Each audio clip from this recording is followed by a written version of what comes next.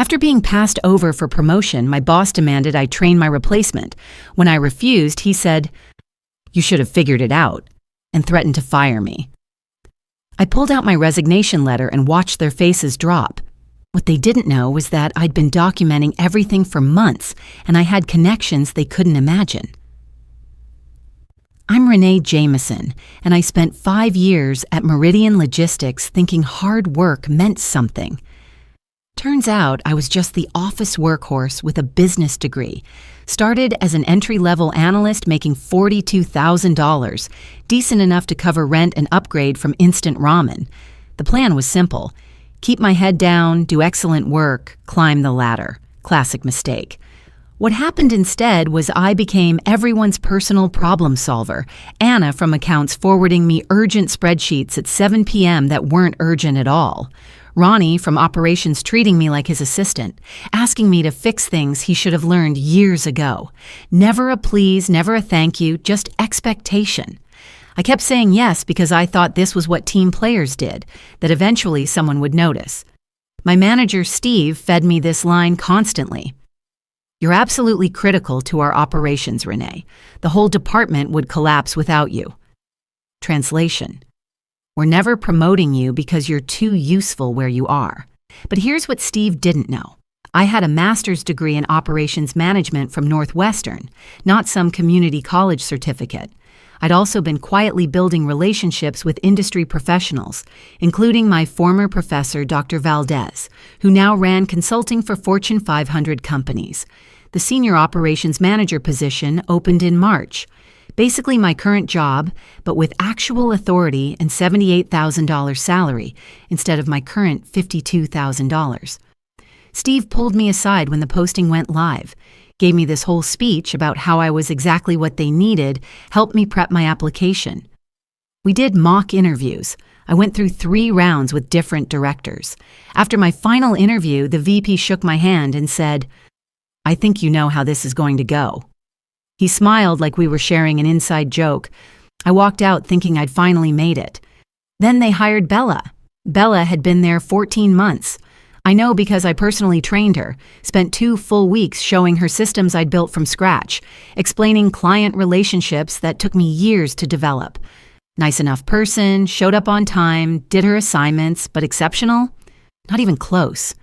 She was aggressively average, the kind of employee who completes tasks and immediately asks, "What's next?" like she needs permission to think. Steve called me into his office Friday afternoon with that forced, sympathetic expression people make before ruining your day. "We've decided to go with Bella for the senior operations manager role. The decision came down to leadership experience. Her previous role involved more direct team management." The woman who came to my desk 3 times a week asking how to handle basic client emails had more leadership experience than me. Sure. I nodded, asked if that was everything, and went back to my desk. Spent an hour staring at nothing, processing that I'd been passed over for someone I'd trained. That weekend, I quietly updated my resume and started putting together options. If this company didn't value me, someone else would. Monday morning, I decided to do exactly my job and nothing extra. No more late nights, no more covering for people, no more being everyone's emergency contact. Clean, professional boundaries while I interviewed elsewhere.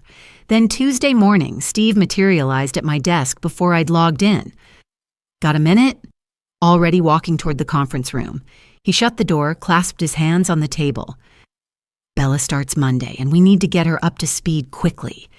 You know operations better than anyone, Renee. You're the obvious choice to help her transition." I blinked, letting those words sink in. "You want me to train Bella?" "Exactly. Just for a few weeks. Show her the advanced stuff, introduce her to key clients, walk her through reporting systems, all the things you already do." All the things I already do. The job I apparently wasn't qualified for but was qualified to teach. "No," I said. Steve's face went through confusion, then concern, then he looked like he'd bitten a lemon. "Excuse me?" "No, I'm not training Bella." He actually laughed. "Come on, don't be like that. We're still a team here. We all need to support each other. If I wasn't qualified to do the job, I said calmly, then I'm definitely not qualified to train someone else to do it. The fake smile vanished. That's not how this works. Supporting team development is part of your responsibilities. Share institutional knowledge with the person who got promoted over me, the person I already trained once? Steve leaned forward, switching to his fake, concerned voice. Look, I understand you're upset, but refusing to help will only damage your future prospects here. This is how you demonstrate leadership, being professional when things don't go your way. I almost laughed. You mean the future where I work myself to death for another 5 years and watch you promote someone else? This attitude right here is exactly why the executive team had reservations about your management readiness. There it was, not leadership experience. Attitude, translation. I didn't kiss enough rings. I stood up. I do my job, meet my deadlines, handle my clients, but I'm not training someone for a position I was rejected for. Find someone else. An hour later, calendar invite. Discussion regarding team collaboration. Attendees, me, Steve, and Brenda from HR. At 2 p.m., I walked into HR. Brenda sat next to Steve, both wearing matching disappointed expressions. Steve mentioned there's been resistance regarding the transition plan, Brenda said. I told Steve I'm not training Bella. That's not resistance, that's a decision. I understand the promotion decision was disappointing, but refusing to support a colleague isn't acceptable workplace behavior. Is it acceptable to string someone along for 5 years then promote someone they trained? Steve shifted uncomfortably. Nobody strung you along. You applied, someone else was selected. That's business. And it's business that I don't have to go above and beyond anymore. Brenda pulled out a document. Your job description includes knowledge transfer and team development support. Refusing direct training assignments could constitute insubordination. Then write me up, but I'm still not doing it. The room went quiet. Steve looked like he'd swallowed a wasp. Brenda's jaw tightened. Continued refusal to follow management directives will result in corrective action, she said carefully. Do what you need to do. I'm doing my job, just not someone else's. What they didn't realize was that I'd been preparing for this exact scenario. See, I wasn't just some disgruntled employee. I was someone with a graduate degree in operations management who'd been systematically documenting workplace issues for 8 months. Every unreasonable request, every instance of being passed over, every time my contributions were minimized while my workload expanded. I'd also been in regular contact with my former professor, Dr. Valdez, who ran a boutique consulting firm specializing in corporate restructuring. We'd had coffee twice in the past month, and he'd made it clear that companies like his were always looking for experienced operations professionals who understood logistics from the ground up, the kind of people who could walk into a struggling company and immediately identify process failures. But more importantly, I'd been building a strategic exit plan. My savings account had $23,000, enough to cover 6 months of expenses. My LinkedIn profile was optimized with recommendations from 3 former colleagues who'd moved to better companies. I had active conversations with 2 recruiters who specialized in operations management roles. The rest of that week was tense. Steve stopped talking to me unless absolutely necessary. Other coworkers started avoiding me like I had the plague. Bella kept trying to ask me questions. Sorry, I'd say every time. You should ask Steve. He's your manager now. She'd look confused, sometimes hurt, but I held firm. Not my job, not my problem. The shift in office dynamics was immediate and devastating. Ronnie from operations actually had to figure out his own problems, started making mistakes, got called out by clients. Anna stopped forwarding me urgent requests, started sending them to Bella instead. Bella would panic, come to my desk, and I'd redirect her to Steve. I watched her confidence crumble in real time. She'd signed up for a promotion, not a battlefield. Todd from accounting cornered me by the printer. Dude, what's going on? Everyone's saying you refuse to train Bella. That's right. His face scrunched in confusion. But why though? Isn't that kind of mean? They promoted her over me and then asked me to train her. How is that not ridiculous? He thought about this for 10 seconds. Oh yeah, that does seem weird. But couldn't you just train her anyway, to be nice? Being nice is how I ended up in this situation. I'm done being nice. By Friday, things were falling apart. Bella had missed 2 client deadlines, sent the wrong quarterly report to a major account, completely blanked during an executive presentation. I watched it happen while doing my own work perfectly. Steve cornered me in the break room. You know she's struggling. Not my problem, I replied, pouring coffee. It's everyone's problem when projects fail. Then maybe you should have promoted someone who didn't need constant supervision. His face went red. You're being petty. I'm being professional. I do my job. That's it. That night, I got a call from Jennifer, a recruiter I'd been working with. Better company, better pay, actual growth opportunities. She'd scheduled me for an interview the following week with a logistics firm that was expanding their operations division. Monday morning brought another calendar invite, performance discussion. They were going to fire me or put me on a performance improvement plan. Either way, I knew where this was headed. I walked into that meeting with 0 expectations and even less concern. They wanted panic, wanted me to beg. I was already halfway out the door.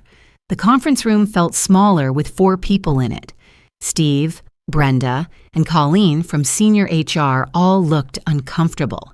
They had folders, printed papers, the whole firing squad setup. We're here to discuss ongoing performance concerns and your recent refusal to participate in required team activities. Colleen started. Performance concerns. I'd had perfect reviews for 5 straight years, but suddenly I had concerns. What concerns? I asked.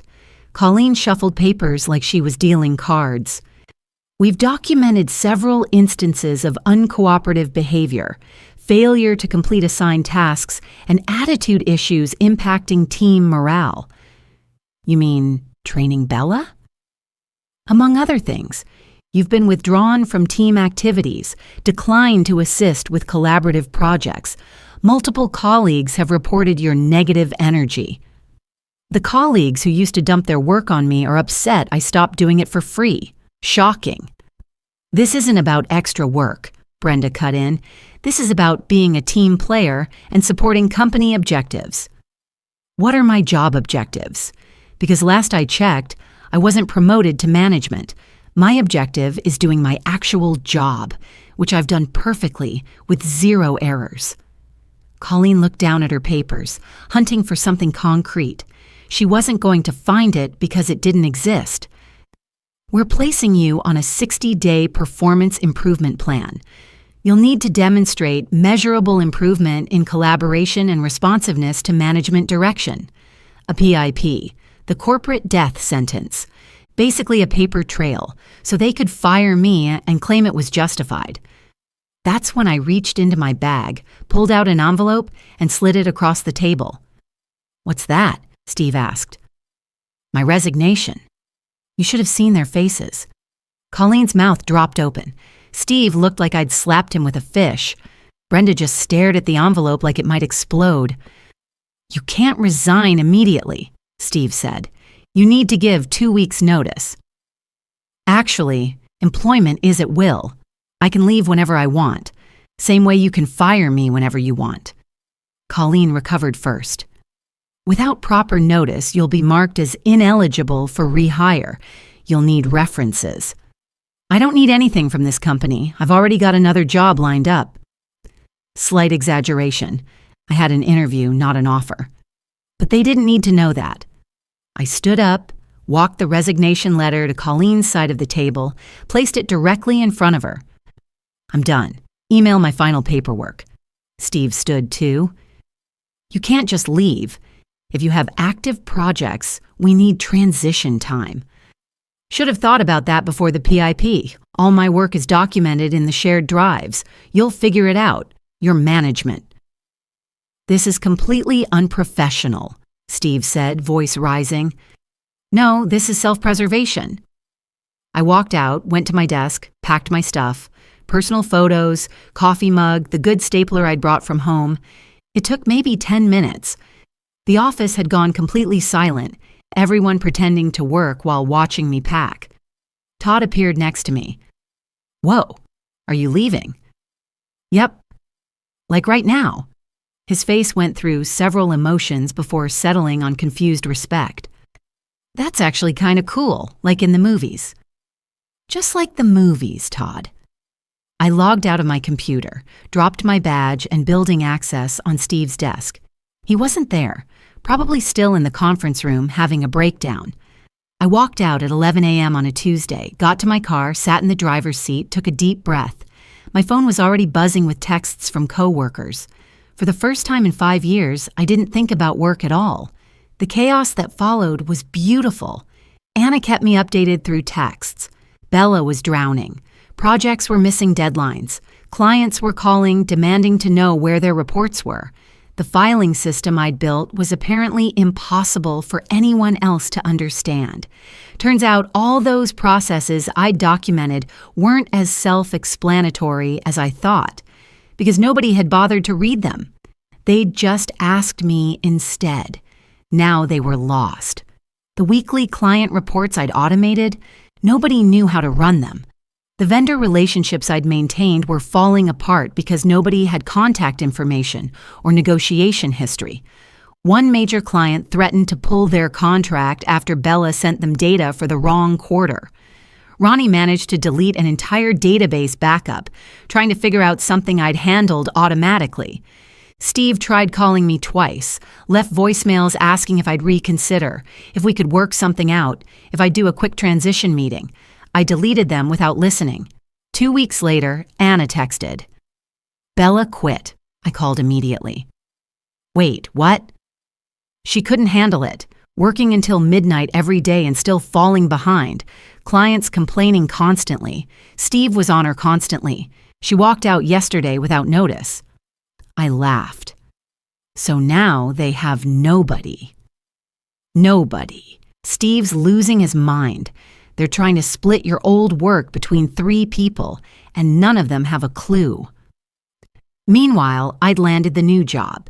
The interview with Jennifer's client went perfectly. They offered me $71,000 as a senior operations consultant, with actual authority and a clear promotion track. The hiring manager said my experience with process optimization was exactly what their expanding division needed, but the real satisfaction came from what happened next. 3 days after quitting, my phone rang. Mom. What is wrong with you? She said before I could even say hello. Good morning to you too. Don't get smart. Your brother told me you quit your job. Is that true? My brother's Zach. 3 years older, always the favorite. Dad's pride, mom's angel. Could do no wrong. Graduated with a finance degree our parents paid for while I worked part-time to cover my own expenses. Got handed an entry position at Dad's friend's company while I sent out 200 applications. Yeah, it's true. Why would you do something so stupid? Do you know how hard jobs are to find? You can't just throw away 5 years because you didn't get what you wanted. They passed me over and asked me to train my replacement. That's not about not getting what I wanted.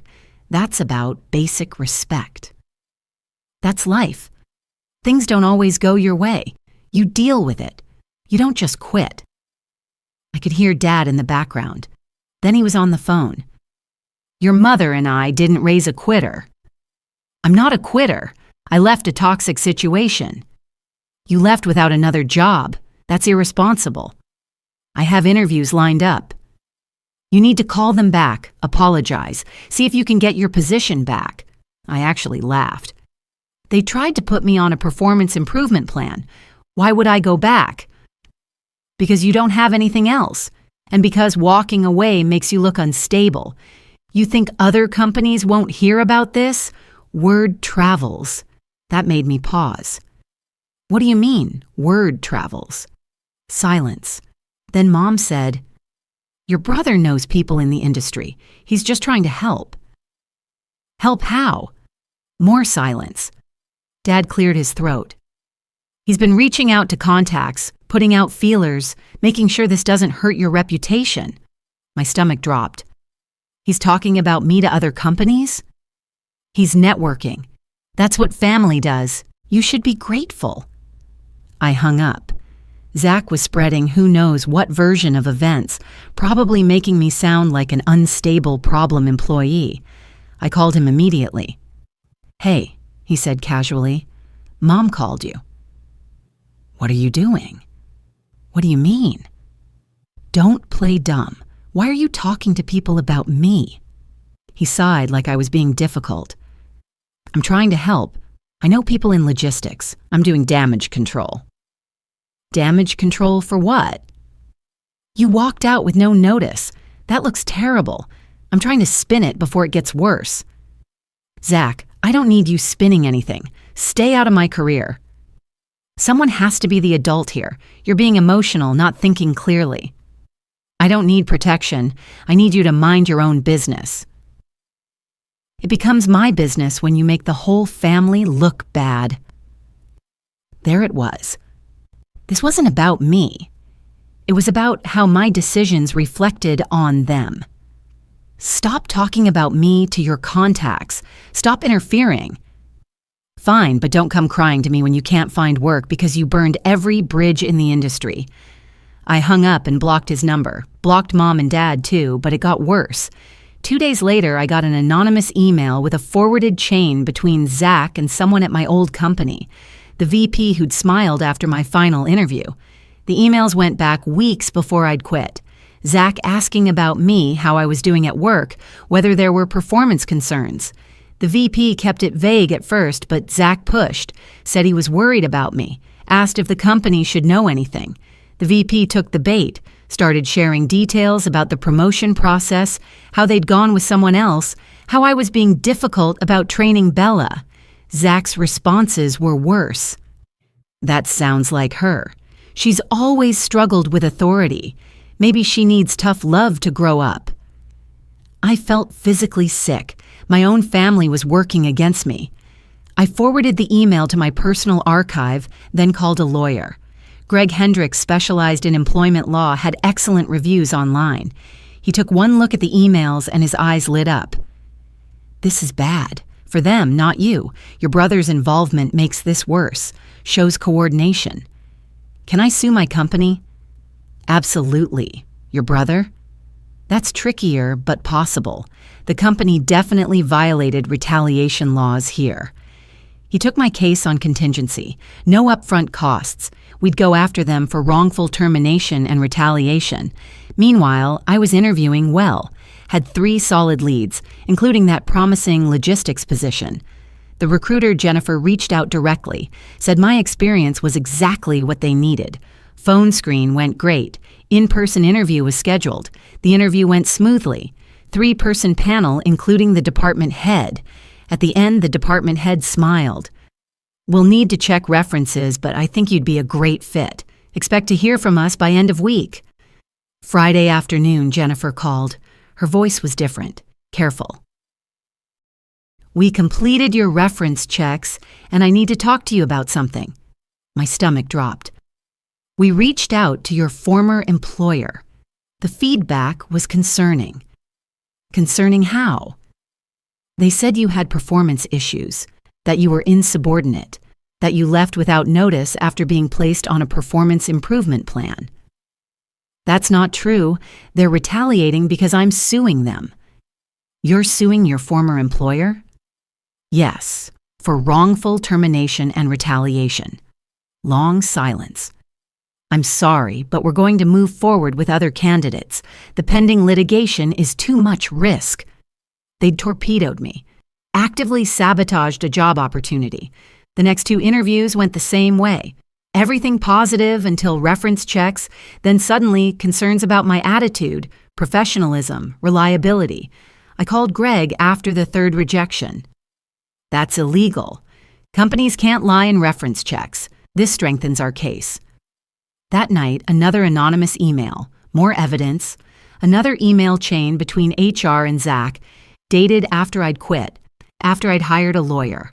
Zach was still coordinating with them, discussing strategy, how to handle my legal action, how to make sure other employers knew I was difficult. There was an email from the VP suggesting they should protect the industry by warning other companies. Zach agreed, said he'd spread the word through his network. I forwarded it to Greg and called him immediately. This is conspiracy, defamation, tortious interference. They're done. And Zach, he's actively participating. That's actionable. Monday morning, Greg filed an amended complaint adding Zach as a defendant. By Tuesday, my old company's lawyers were calling, trying to settle. Greg told them no. Wednesday, Mom called from a different phone since I'd blocked her regular number. "You sued your own brother?" she screamed in the voicemail. "If you go through with this, you're out of this family." I didn't reply. She'd made her choice clear. Within a week, 2 other former employees contacted Greg. April and James, both with similar stories. Both had been pushed out and blacklisted. April had worked there 7 years before questioning a directive that seemed legally questionable. She'd gone to HR.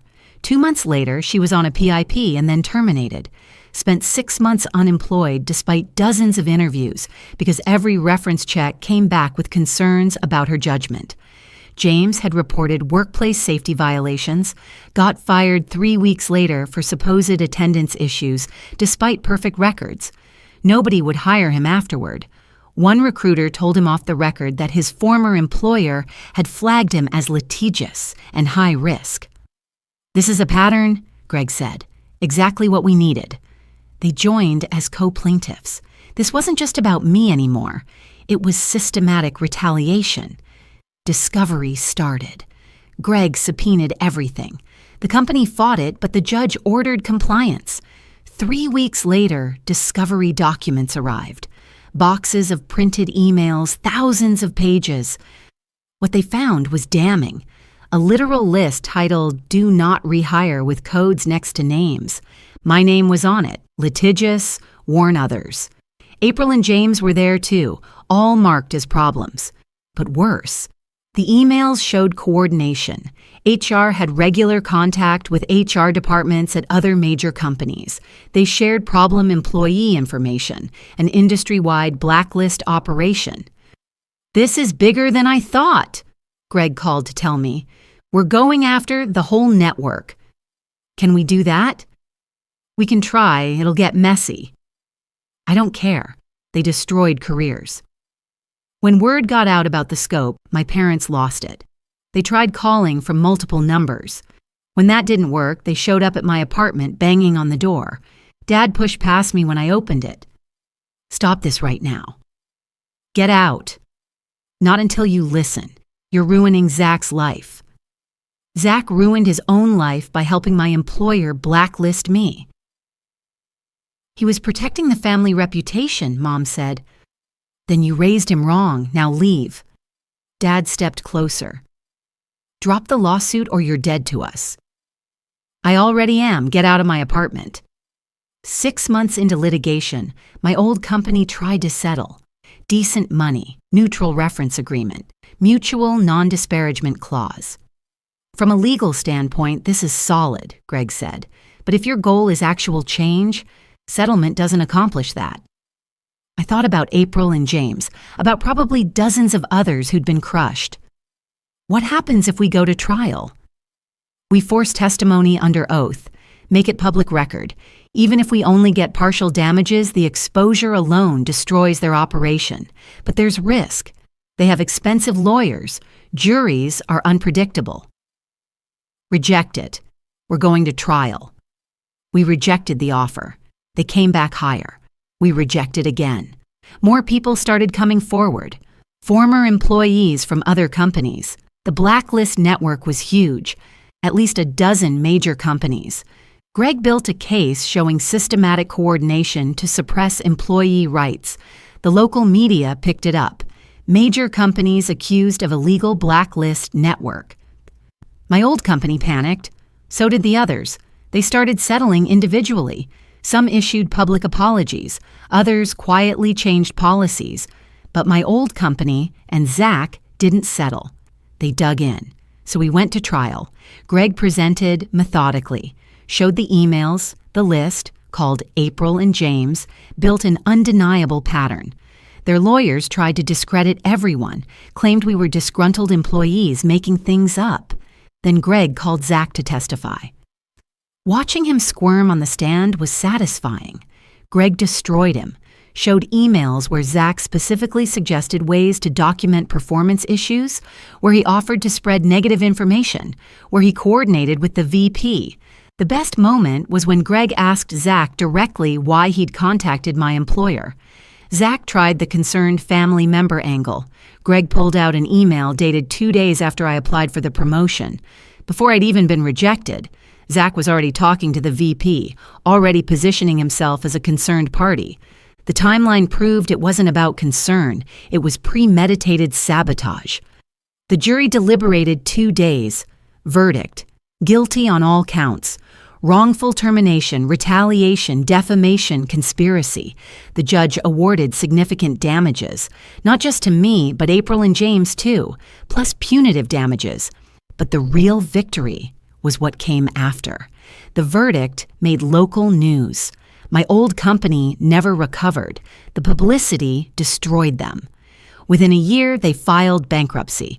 The VP resigned in disgrace. Steve got fired. Zach lost everything. His company dropped him immediately. Nobody else would hire him.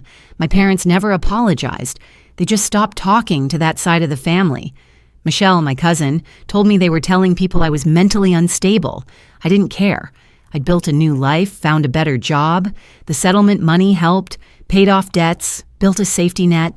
But more than that, I had self-respect. Some people said I should have just moved on, that holding grudges was unhealthy.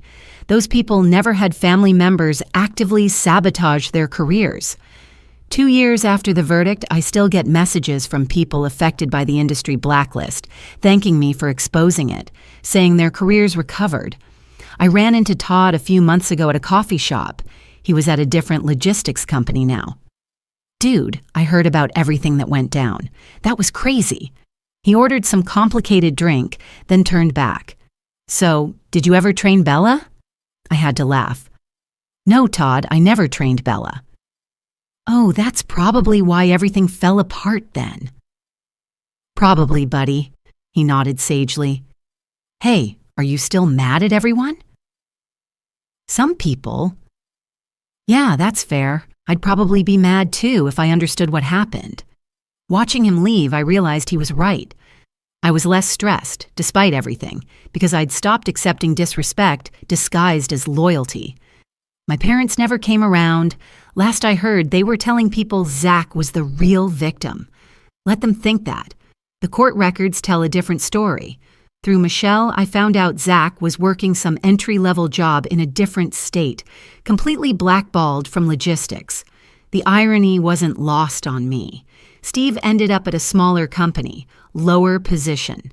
Anna said he'd aged 10 years in one. And Bella left the industry entirely after the trial exposed how she got promoted.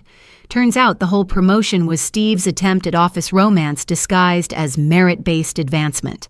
The case files revealed everything. He'd been angling to date her, convinced the executives she had potential while simultaneously undermining me. April and James used their settlement money to start their own logistics consulting firm. They asked if I wanted to join as a partner. I declined. Needed a break from industry drama. These days, I work at a company where competence actually matters, where loyalty goes both ways. The settlement money sits in investments. Emergency fund is solid. Life is stable. I'm doing better than fine. I proved that refusing to be optional in your own life isn't selfish. It's essential. People who treat you like a wallet while excluding you from decisions don't deserve unlimited support. Setting boundaries isn't cruel. It's honest communication about what relationships actually require. The person who built strategic advantages won, and the person who relied on manipulation lost. Sometimes the most satisfying victory is simply refusing to be taken advantage of anymore.